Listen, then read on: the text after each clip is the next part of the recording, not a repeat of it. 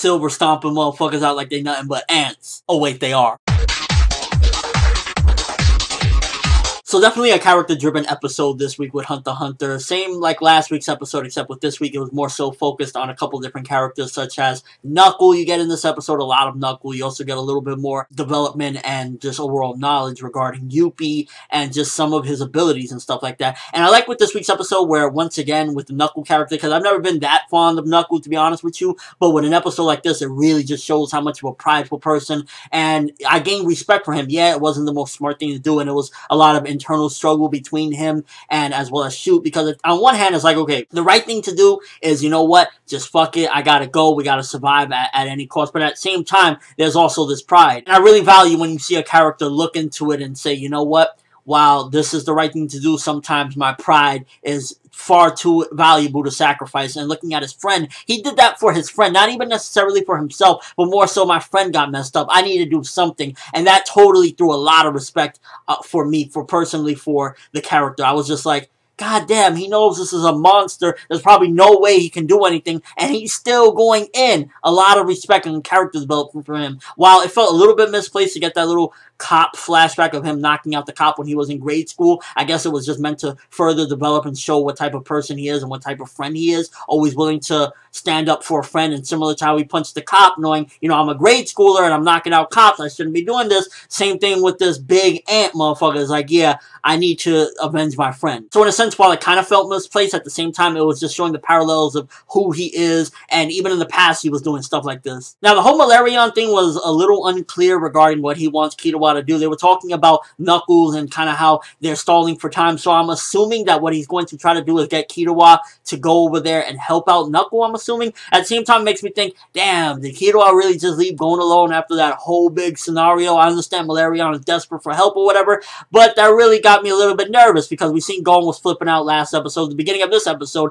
I was just like, holy fuck, I didn't have my headphones on. I just hear the scream when I started the episode. I'm like, yo, what the fuck? People are gonna think I'm like abusing somebody in my apartment. So while Kitawa might be going to help out Malarion, at the same time, he's leaving his friend behind, which is in a very critical state, so it's a dicey situation there. Now, I want to talk a little bit more about this Youpi berserk ability that he seems to have, that it's fueled by anger. Whenever he can't take it no more, it just causes these giant explosions from, you know, dropping down and whatnot. It seems to be that there's possibly another side to the ants, especially the Royal Guards in particular, and how one half is, you know, the regular thinking and whatnot, okay, I gotta do this and that, but on the other half, it seems as though there's like this darker, inner, like, primal type of instinct inside of them, similar to like you see as though Poof, he's inside of that cocoon, and I'm guessing that Poof is also going to have another transformation as well, because we've seen already Youpi has a transformation. Well, maybe Poof has a transformation, and I'm guessing Pito as well, although the way things are looking between Gon and Pito, I don't think Pito's going to have any opportunity to try anything. I'm just saying. So it's going to be real interesting to see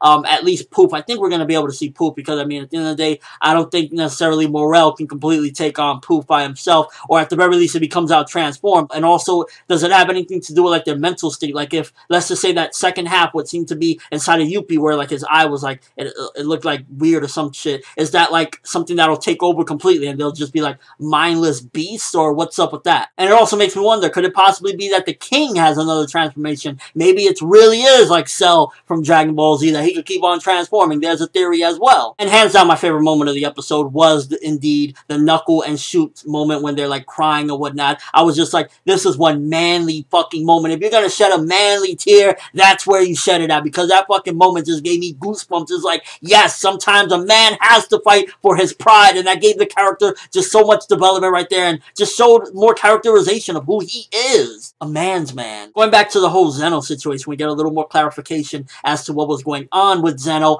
and kind of why he just had like this, like, you know, quiet and walk away type of face when he left. And that was pretty much that he never in any job injured somebody that wasn't a part of the mission, so he was just kind of like fuck off with everything, and that's why he was leaving and not really saying much and whatnot. So that's interesting, a little bit more on the character as well. We get to see a little more insight into him. Fucking beastly moment, second favorite moment, when Silva just crashes down, destroying Cheeto. It was like, so Tagashi, let me get this straight. You let the motherfucker survive the fight with Morel. He's been surviving time after time again, only to get squashed like a bug, thanks to this motherfucker Silver. Like, really, Tagashi, you got a sick sense of humor. Poor Chitu, or not. And I go back and forth with the whole narrator thing, because sometimes the narrator adds really good dialogue and narration to certain scenes and really empowers it, like the stuff with Knuckle and Shoot. But then there's times where I feel as though he just gets a little too chatterbox and a little too much information is, like, thrown in there. So there's times where it really, really works and it really amplifies the scene and it really gives you all the context that you need. Then sometimes it's like, yo, bro, shut the fuck up. I was shocked as hell when I found out that literally only 3 minutes have passed since all of this shit started, since they invaded and everything. I'm like, what? 3 fucking minutes? Are you serious? This has only been 3 minutes. So all that raging Gon did with Pito and everything, only 3 minutes. All the fucking fighting between Youpi, Knuckle running everywhere, 3 minutes. Wolfing, questioning the sexuality, 3 minutes. Like, what the fuck? So that kind of threw me for a loop right there. While not as great and as strong as last week's episode, I still felt as though this episode was a good episode, a bit above good. Not the greatest episode, because there were some points where it was kind of a little bit like, but then there was moments where it was just like, oh my fucking god, like the Silver scene and the stuff with Knuckle and Shoot, very strong stuff, and learning about Youpi. So I'm gonna give this one 8 out of 10. I felt it was a very good episode. It gave a lot of context and a lot of characterization and a lot of character development in many different aspects for several different characters. So that was some good stuff right there. Animation solid, music always on cue, so all that stuff is covered, and overall it was just a very good episode. Some points the narrator kind of talked a little bit too much, and I wish it would have been a little bit more clear with what the plans were for Kitawa and Malarion, like what they were going to do. But aside from that, it was some very good shit. But let me know what you guys think. First of all, on a scale of 1 to 10, how shocked were you when Silva just came in crashing that motherfucker, crushing his skull like he was nothing? Like, what was the point of keeping Cheeto around this long, only for him to get squashed by some guy that just shows up to pick up his father? Also, regarding what Knuckle did, how did you feel about that? Do you feel as though, even though it was a prideful thing, it was still stupid, or do you stand by it? For me personally, I felt like it was one of those time to be a man, fucking pride shit up the ass, and even though it was not the brightest thing to do, I support it, and I'm like, fuck yeah, I'm actually starting to really like the character Knuckle now, like, men for the win. Though I love the ladies. But that's all I have for this review. Thanks for watching. Hope you enjoyed. Thumbs up for Knuckle versus Youpi. Gon about to rip off that Pito head in another 2 hours and 57 minutes. And yeah, shit is getting real in Hunter x Hunter. I'm ForneverWorld, and as always, people, have an awesome day.